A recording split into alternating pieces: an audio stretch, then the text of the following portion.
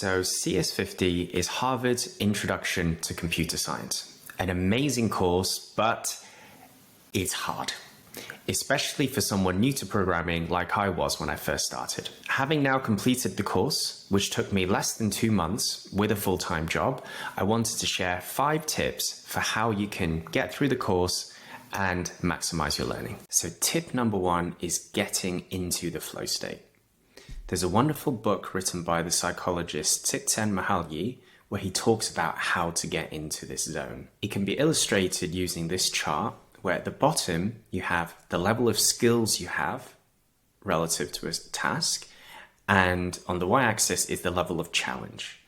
This is very relevant to CS50 because if you're like me and you didn't have a lot of coding experience, the challenge can often go pretty high based on your skill level. And what this means is that it's very easy to fall into a state of anxiety. This is where you start to doubt yourself, where you start to get demotivated, and the risk of quitting can be high. On the other end, if your skills are very high and the challenge is low, then you can achieve boredom. In my case, I didn't have to worry about this too much with CS50.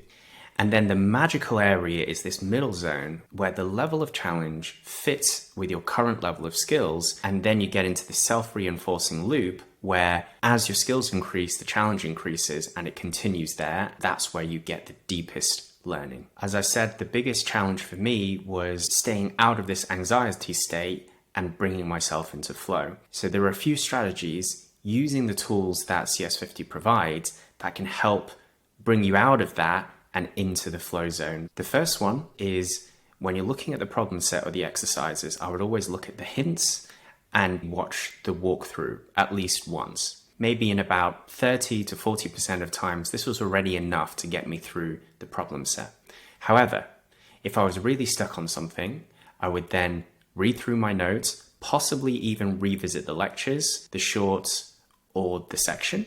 And finally, if this was still not enough to get me to solve the problem, I would use the CS50 AI as a guide to completing it. Let me just say that the CS50 AI is a complete game changer. I had tried taking this course in previous years where they didn't have this tool and it was much harder because, as I said, sometimes you'd be stuck on something, you'd be debugging and you were just basically stuck for a long period of time.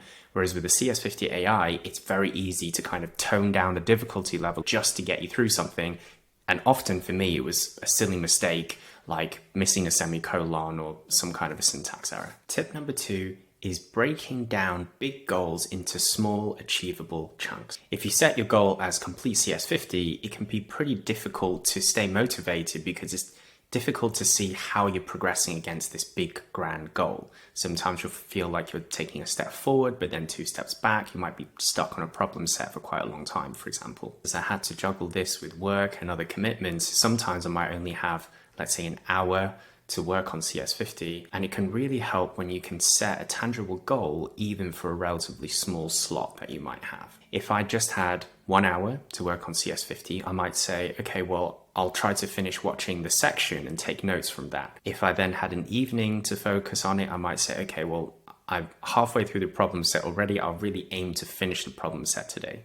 And in my case, I never actually had a goal of how long it would take me to finish CS50. I just really focused on the next immediate goal. The next tip is to think programmatically. And in some ways, this is in principle similar to the last idea of taking a difficult task or problem and then breaking it down into more achievable chunks. In programming, this can help because it can help you to structure your thoughts and also avoid you from getting stuck as easily. One example of this is in the week 4 problem set where you're tasked to recover JPEG photos which had been deleted from a memory card. That's kind of a big, messy problem, right?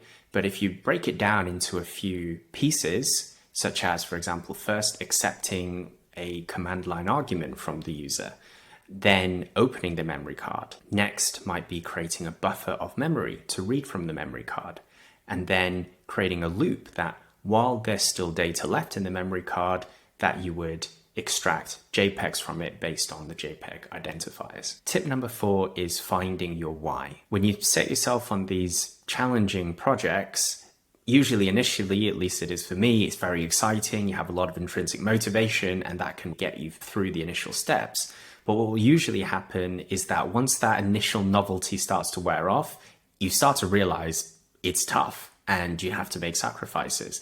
And it's at this stage that it can be difficult to stay motivated. At times like these, what I find helps me is when I remind myself of why I started doing this in the first place. What is kind of the end goal, or where do I want this to take me? In my case, I'm really fascinated by the rise of generative AI and all the possibilities there. And I saw learning how to code as a stepping stone into understanding that technology better and then working with it. And the last tip is, once you've found your why and you've committed to taking this course, really prioritizing that. And in doing so, saying no to other things. By saying no to something, you're actually saying yes to something else. And lastly, here is a breakdown of the time which I had actually spent completing CS50.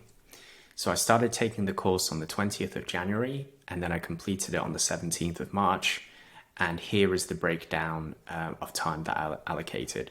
The weeks here don't map to the weeks of CS50. It's kind of random, and I think it's based on the week of the month, so you can ignore that. But what was interesting was that after the first few weeks of studying, I then really ramped up the time. And I think what this represents is, after I really got into the flow, I wanted to do this. And I started really committing to it. It didn't feel anymore like a sacrifice because it had basically become a habit, and I could really see how I was progressing. So in total, I spent 136 hours. What I found was that week 8, week 9, and week 10, you're really consolidating so many different ideas and concepts. You're building websites, you're integrating front end with back end code. And so there's quite a lot to do. And so that can take more time. But at the same time, I found that probably the most fun weeks because you had more freedom. You were able to see how those looked on the website. So I think a lot of that time allocation also just came from me wanting to spend more time to really work on it and understand the concept. So that's it for the video. Thanks a lot for watching. I hope that there are maybe 1 or 2 tips that might be helpful for anybody taking the course right now. If you are taking the course or have completed it, I'd also be really curious to hear what strategies or tips you might have for others who are taking it. So feel free to leave some comments down below, and thank you. See you in the next video.